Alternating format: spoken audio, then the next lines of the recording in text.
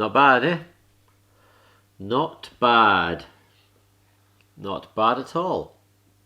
Not perfect.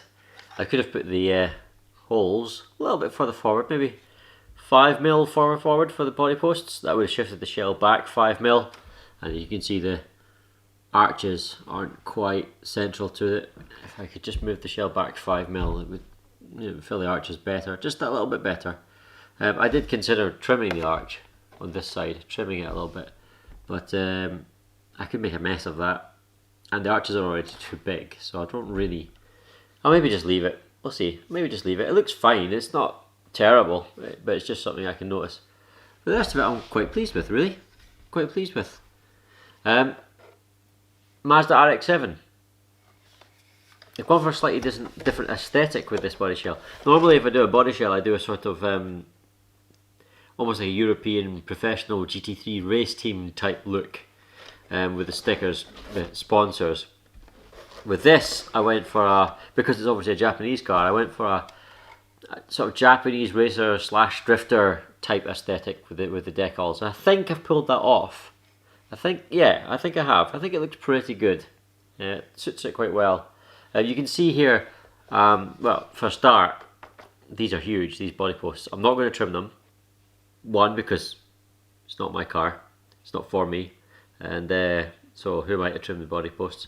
Also, I don't think this will be the final shell that Andy, my cousin, he settles on, because this is, as you can see, it's not a bespoke race touring shell. You can tell it's not.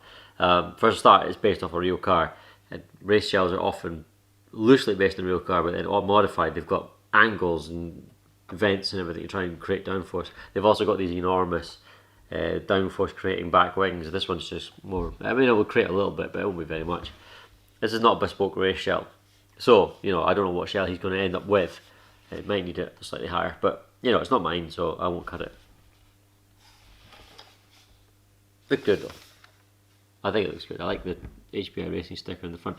Yeah, I'm quite pleased. I'm quite pleased. It would have been good also if I had a 2.4 GHz system. I didn't have this big aerial, but I don't want to spend any more money on it. It already owes me too much money. Yeah, quite pleased. FYI, although I do like the black wheels, these tyres are simply just placeholders. I mean, look, they are absolutely goosed. I'll show you what they're supposed to look like. That's what they're supposed to look like. See the difference there? Yeah, they're absolutely wrecked. These are the Schumacher mini spikes, mini pins, which is what we use for racing on the wood in the local club that we ran. Also, what I used to run back in wood back in the day. This is what we're going to continue using. I don't have any spare good condition ones. You'll need to buy his own. But I do like the black wheels with that shell. I think they suit it.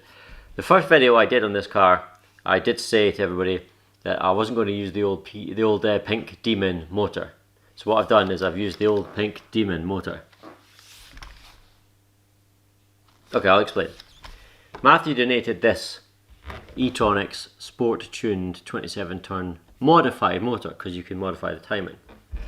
You'll see that has a rotational direction on it. Can you see that? It recommends, the rotation of the motor recommends clockwise. This car needs an anti-clockwise motor, because the anti-clockwise for the pigeon makes a spur move clockwise and makes the car go forward. Not a massive problem, because although it says, oh, it's for clockwise, what that actually means is the timing has been altered. The timing has been set to favour running clockwise. It runs at slightly higher RPM and more torque clockwise than anti-clockwise. You can adjust it. So I did. I did get this adjusted. I adjusted it so it was running faster anti-clockwise than clockwise.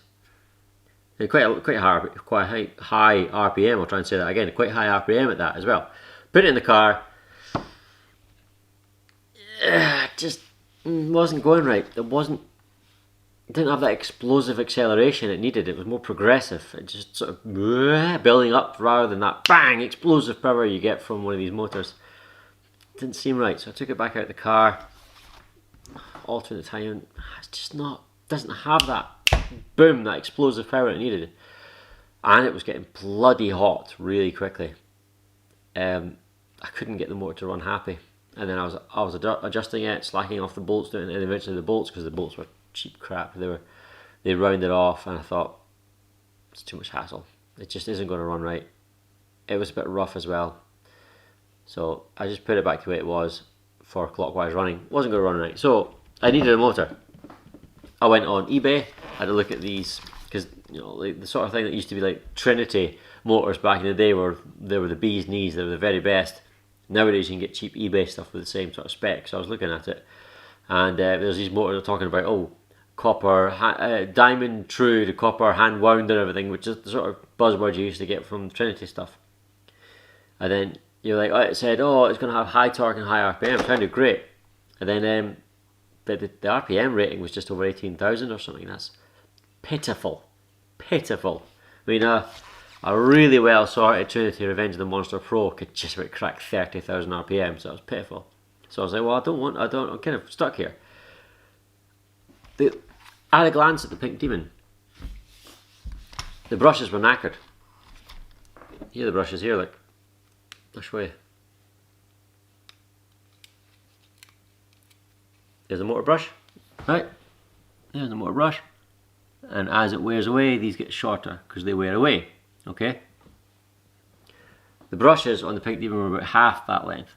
They were knackered, right? So I thought, it's going to be knackered. It's going to be really old and knackered. But then I had a peek through at the commutator, which you can see through there. It's basically the inside, the top of the motor there. The commutator was hardly touched. The commutator was in great condition. I can't skim this motor because I can't open it up. It's fixed. I mean, you could probably bend those tabs out of the way, but I did have a quick go, and they weren't for moving, and I would ruin it trying to do it. So this motor can't be skimmed. But the commutator was in really good condition. Those brushes must have been super soft because they were knackered rather than the commutator. Because the thing is, you get really aggressive brushes with serrations that bite into the commutator, give you lots of power because they have lots of surface area, because you've got the groove and then the groove and the groove and the groove because they bite into it. But they wear it highly, and it knackers it and you have to skim it again. But that didn't happen with this. These brushes were really soft. So the commutator was in great shape. And one of the things about this Pink Demon is, although it was a fixed timing 27 turn stock motor, it wasn't always allowed in competition because the brushes, right, here are the brushes again, the brushes are concave at the end, they're concave. So you've got a long brush and you've got a concave bit that touches the armature, surrounds it, so you get one on each side. The commutator rather. Stock motors have got lay down brushes, so they're like that, and then you get the concave bit here, like that. They plug that way. Modified motors have them upright, and then the concave bit is that way. Okay, the Pink Demon uses modified motor brushes, which is why it wasn't always allowed, although it was no better. That's just how it was. I've got hundreds of modified motor brushes upstairs, so I thought, why not? So I rebrushed it. Couldn't skim it, but like I say, it was in good condition. I rebrushed it, bedded the brushes in water, which you can do to stop burning or reduce burning. And my goodness, is it running better. Running way better than this did, even with the timing turned right up. Much faster, and the explosive power is back. So I did say I wasn't going to use it, but it turns out it was the best motor for the job. And it's running sweet as a nut. It's running great. Married that up to the old, very old, I'll put it that way, it's going to be upside down though, the writing. That is where is it? There's M-Tronics Sport RV. M-Tronics M-Sonic 3 Sport RV. Now the M-Sonic 4s have been out for almost 20 years, so it's an old speed controller. But it's got 15 turn motor limit, so plenty for 27. And I've used the same Aaaand radio gear. It's running sweet as a nut, actually. Sweet as a nut. I need to put batteries in this, but whatever. That's fine.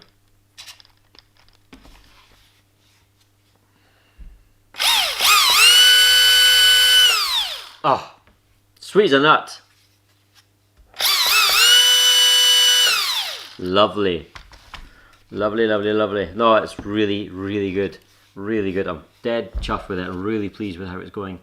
So everything's spot on. What I've done is I have set it up a little bit. The ride height is sitting at around about 5mm.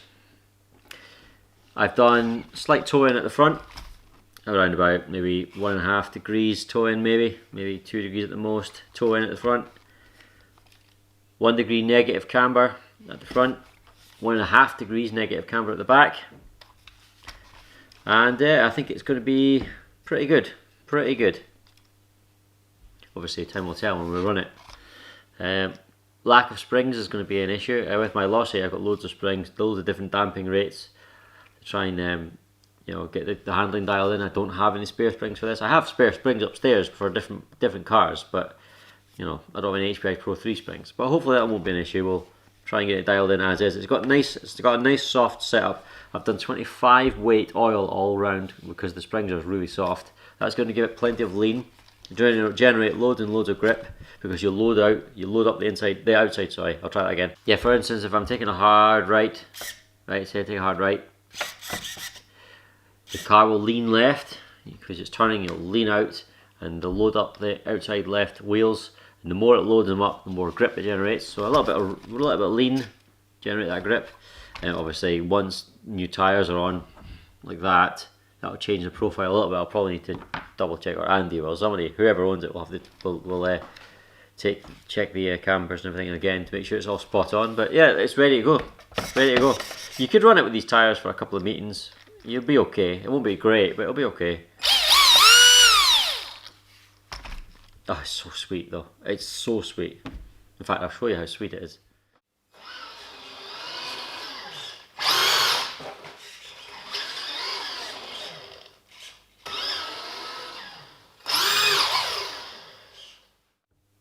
Oh, so nice. So sweet. The way it's running is just so smooth, and I've really very rarely, if ever, heard a belt drive car sound that good. It's just so spot on. I'm really pleased with it.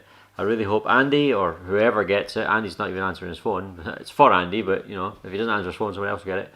I really hope whoever it is appreciates it, because it's running great. I just, honestly, I'm so chuffed with the way it goes. This will do anybody proud, I'm sure it will. And I like the fact that it's using the old M-Tronic speed controller, giving that another lease of life. Pink Demon's getting another lease of life. I don't mind the 27 MHz system. It would be nice to have no aerial, of course, but I don't know. Kind of adds to the aesthetic, maybe. Depends what you like, I suppose.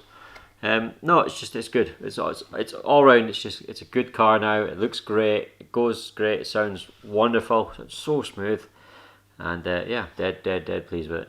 Dead pleased with it. Could have cut the arches better. Well, not cut the arches better. Could have moved the shell back 5mm, but I'm not going to lose any sleep over that. Yeah, overall, pretty good. Pretty good. I hope you enjoyed the build. I hope you enjoyed the videos. I hope you're all staying safe, and take care of yourselves. See you soon. Bye bye.